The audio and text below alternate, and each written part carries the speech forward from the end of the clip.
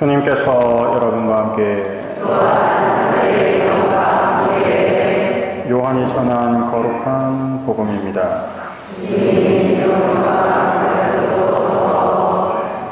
그때 예수님께서 제자들에게 말씀하셨다. 누구든지 나를 사랑하면 내 말을 지킬 것이다.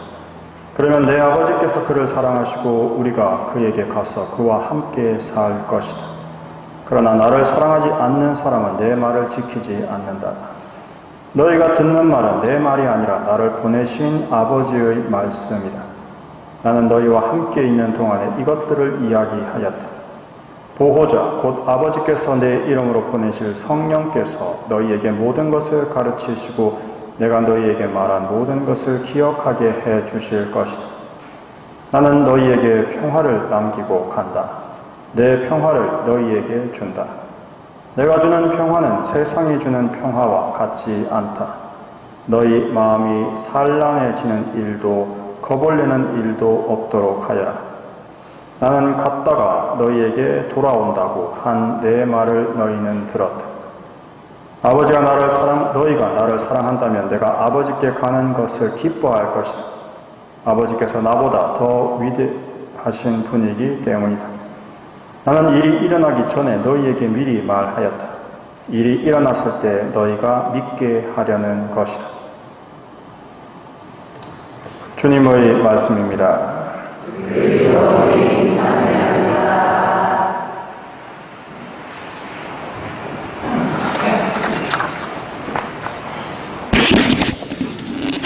먼저 PPT를 켜놓고 하겠습니다.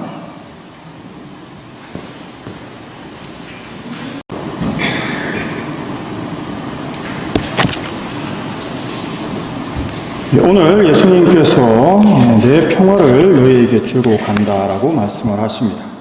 주님의 평화. 과연 이 평화는 우리가 지금 살고 있는 이 시대, 이 세상에서 실현 가능한가라고 오히려 우리는 질문을 할 수 있겠습니다. 우리는 특별히 지금의 시대를 무한 경쟁 시대에 살고 있다라고 이야기합니다. 무한 경쟁 시대의 가치는 승리만이 참이고 승리만이 가치 있다고 외치는 시대입니다. 왜냐하면 무한 경쟁이라는 말 자체가 그렇죠. 패배는 곧 죽음입니다.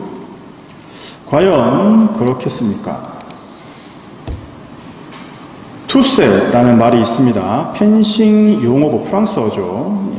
스포츠 정신은 사실 이기는 데 있지 않습니다.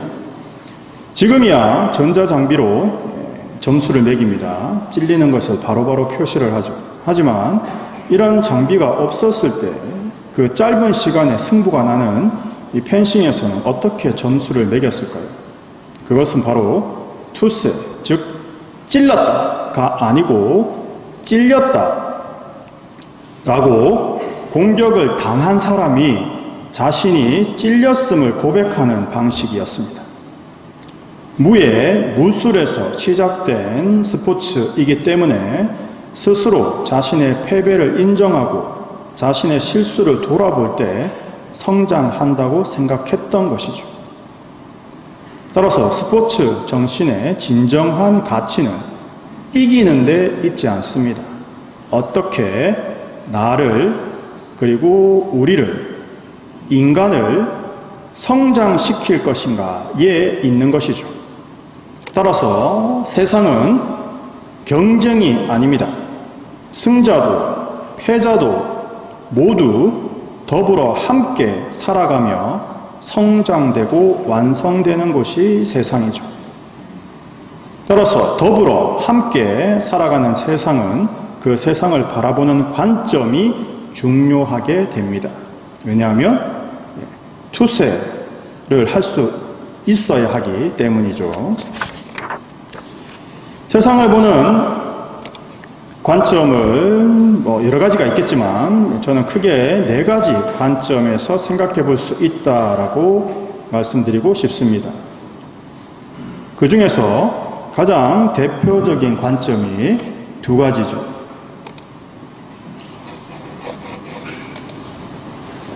바로 공평과 공정입니다. 공평은 말 그대로 모두 공평하게 하나씩 가지는 것이고, 네, 하나씩 가지고 있죠. 그리고 공정한 것은 각 사람의 상태에 맞게 나누는 것입니다. 네, 공정합니다. 하지만 현실은 다릅니다. 네, 현실은 보통 이런죠. 네, 너무 많이 가진 자가 있고 또 가지지 못한 자는 바닥 밑에 지하에 있는 사람도 있습니다. 그렇다면 예수님께서 가르쳐 주신 세상을 보는 관점은 무엇일까요? 답을 고르시기 전에 이제 이 그림이 이제 인터넷에 이렇게 돌아다니는데 이 그림에 달린 댓글 중에서 아주 재밌는 댓글을 하나 봤습니다. 거기 댓글이 뭐였나 하니까 돈 내고 봐라 였습니다. 저 그림 어디에도 사실 돈을 내야 한다라는 내용은 없습니다. 하지만 스포츠라고 하는 거를 아까 말씀처럼 프로 스포츠, 돈을 버는 그러한 것으로만 생각하는 사람은 돈 내고 봐라 라는 것이 떠오를 수 있겠죠. 오히려 그것이 지금의 이 시대를 가장 잘 표현해주는 댓글이라고 생각합니다. 돈이 최고인 거죠. 따라서 그 돈 내고 봐라 라는 그 마인드가 결국 현실에 가장 너무 많이 가진 자, 가진 것이 없어서 지하까지 내려간 자를 만드는 그 이유가 바로 돈 내고 봐라에 있는 거죠. 따라서 이 탐욕을 버릴 때 우리는 참된 해방에 이를 수 있습니다. 바로 예수님께서 원하셨던 세상을 보는 관점은 다음과 같은 거죠. 참된 해방의 관점입니다. 보시면 앞에 사람들을 막고 있던 펜스, 담장이 없어진 것을 보실 수 있습니다. 그래서 모두가 기뻐하는 거죠. 예수님께서 원하신 참된 해방은 다음과 같습니다. 모든 장애와 구별, 장막, 담장을 없애는 겁니다. 이렇게 하면 분명히 말씀하실 겁니다. 아니 그러면 어떻게 먹고 삽니까?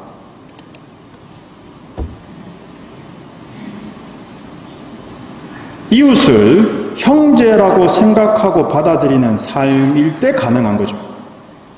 실제로 초대교회 때 예수님께서 그렇게 모든 재산을 내놓고 살아라 라고 하신 적이 없습니다. 그런데 초대교회 신자들은 자신의 재산을 내어놓고 모두 다 같이 나누었죠.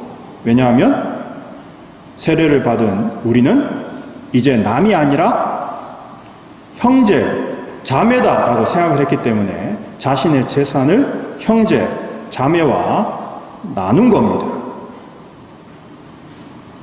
그리고 내가 받는 월급이나 내가 받는 모든 재산은 하느님의 일을 하는 일꾼이 밟는 품삯이라고 생각하는 거죠.